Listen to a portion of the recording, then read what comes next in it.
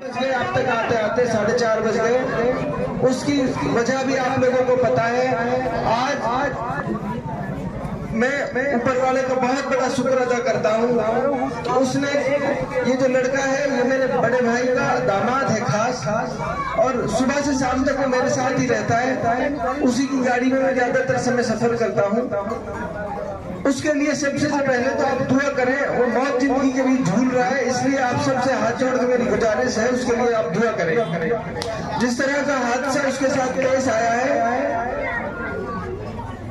मैं सुबह से बहुत असमंजस में था। सुबह से कई साथियों के फोन आ रहे थे कि मैं आपके बीच कब तक पहुंचूंगा, और उसकी हालत जब देखता था तो मेरा मन नहीं कर रहा था भरतपुर से आने का। मैंने बोला भी गाजी खुर्शीद साहब को कि भाई मैं सच में बहुत असमंजस में हूँ कि मैं इसको छोड़ के कैसे आऊँ, कैसे लोगों के बीच बात करूंगा।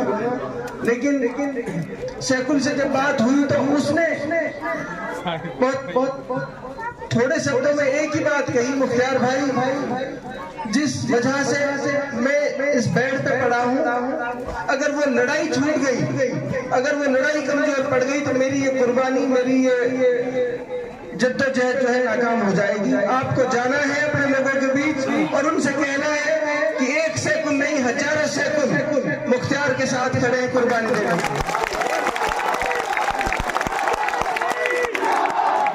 और मैं अपनी तरफ से ये कहता हूँ कि मैंने सैकुल को देखा तो मुझे ये लगा कि मैं उन जालिमों से ये कहूँ कि जब मुख्तार तैयार है, पहले मुख्तार के यार दोस्तों को, मुख्तार के साथियों को, मुख्तार के रिश्तेदारों को, मुख्तार के भाइयों को और मुख्तार के उन तमाम इलाके के लोगों को टारगेट करना बंद करो। मुख्तार तैयार है, तुम्हें हिम्मत है, तुम्हें ताकत है, मुख्तार का बिगाड़ के बताओ कुछ।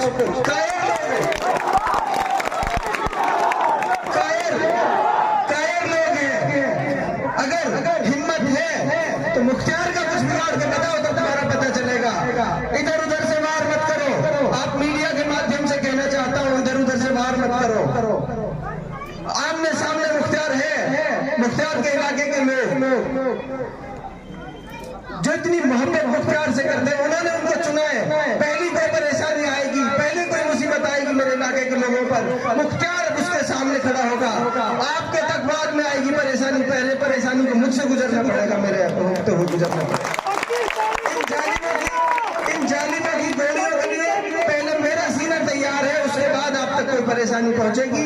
बहुत ज्यादा कुछ नहीं कहना चाहता आपसे, सिर्फ इतना कहूंगा, बहुत मुश्किल से इस संग्राम को, इस आंदोलन को, मैं इसको चुनाव नहीं कहता, हमेशा मैं इसे आंदोलन कहता हूँ।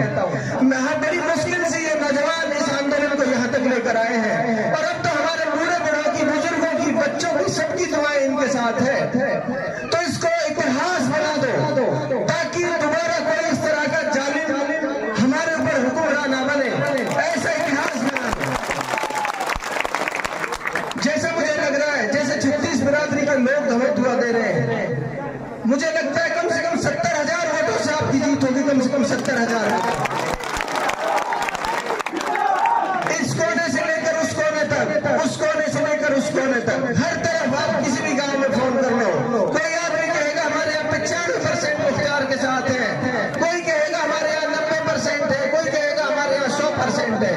आपसे मैं हाथ जोड़ के कह के जा रहा हूँ, मुख्तार चुनाव इसलिए लड़ रहा है कि उस इलाके के लोगों में तमाम भाईचारा, मोहब्बतें वापस आ जाएं। जिस तरह इन्होंने भाई को भाई से लड़ाया है, जिस तरह इन्होंने भाई को भाई के सामने खड़ा किया है, उससे ये हमारे बीच में नफरतों के बीज इन्होंने जो बोए हैं, मुख्तार उन तमाम नफरत के बीजों को मिटाने के लिए आया है।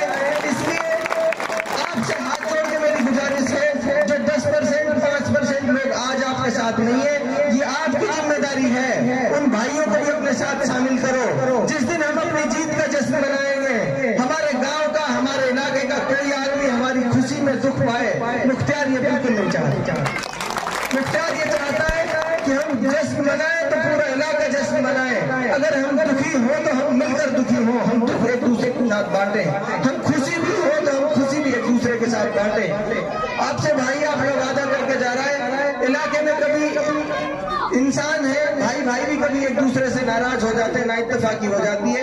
इलाके में कभी ऐसी स्थिति हुई, भाइयों को बैठकर समझाऊंगा, उनका समझौता कराऊंगा, उनके बीच की दूरियां मिटाऊंगा, भाइयों को झगड़ा कराने का काम नहीं करूंगा।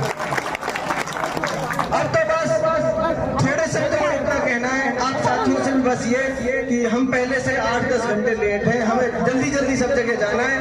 आप तो सब मुख्तियार की हैसियत में चुनाव लड़ा, अपने लिए चुनाव लड़े।